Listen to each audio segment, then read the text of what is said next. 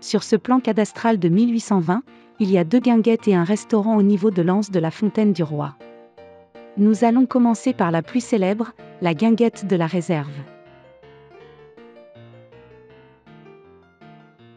Le comte de Monte Cristo arrive à Marseille et demande qu'on le conduise à un endroit où dîner au bord de la mer. On le mène à la Réserve, c'est une petite guinguette rustique, faite de planches, fréquentée par des pêcheurs et des promeneurs.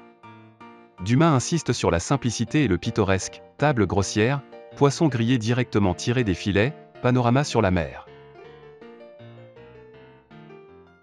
Le propriétaire en est Amiguet Raymond, un maçon. Nous n'avons pas de précision sur le cuisinier. Stendhal était en Provence pendant l'été 1837. Sa description de la guinguette est différente.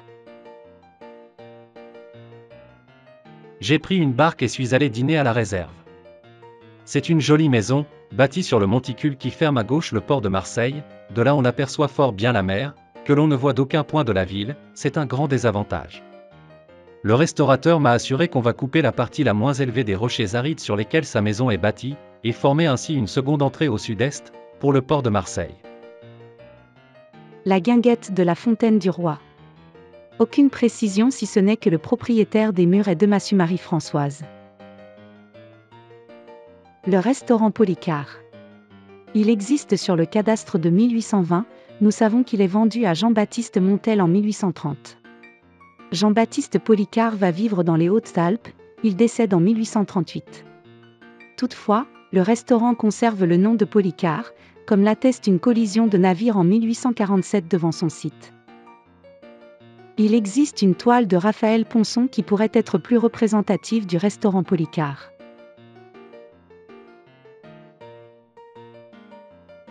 Malheureusement, elle n'est pas documentée.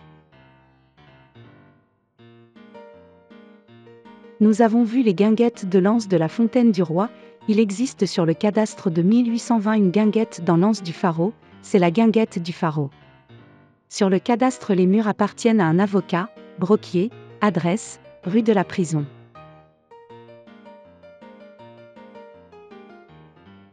Après 1830, il existe 2 restaurants dont la localisation n'est pas précisée, le Rocher de Cancale, tenu par Marius Roubion, le Panorama, tenu par Jacques Isnard qui deviendra son beau-frère.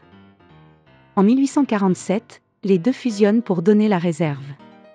Les publicités de l'époque précisent, la Réserve Roubion et Isnard. L'établissement a un ponton destiné au service de gondole créé entre le Vieux-Port et la Réserve. De la Réserve on a une vue splendide sur le Vieux-Port et la rade. 20 mars 1855 approbation des conventions passées pour l'acquisition des terrains nécessaires au palais impérial. Les bâtiments de l'ancien restaurant La Réserve hébergent le laboratoire du docteur Nicati jusqu'à ce qu'il soit jugé insalubre et démoli. La vétusté des bâtiments est évoquée dans la séance du conseil municipal du 26 février 1885. En 1860, après rachat des terrains par la ville de Marseille pour la création du palais du Pharaon, Roubion crée l'hôtel-restaurant La Réserve sur la Corniche. Le 8 janvier 1878, François Marius Roubion décède. En 1893, Louis Echenard reprend l'établissement. Il le transforme en un lieu luxueux de renommée internationale surnommé le Palais de la Bouillabaisse. Sous la direction de Louis Echenard, la Réserve a accueilli les plus grandes personnalités de l'époque, devenant un haut lieu de la gastronomie et de la vie mondaine à Marseille. Sur cette photo, on voit Alexandra de Danemark, l'épouse de Édouard VII roi d'Angleterre, sur le perron de la Réserve.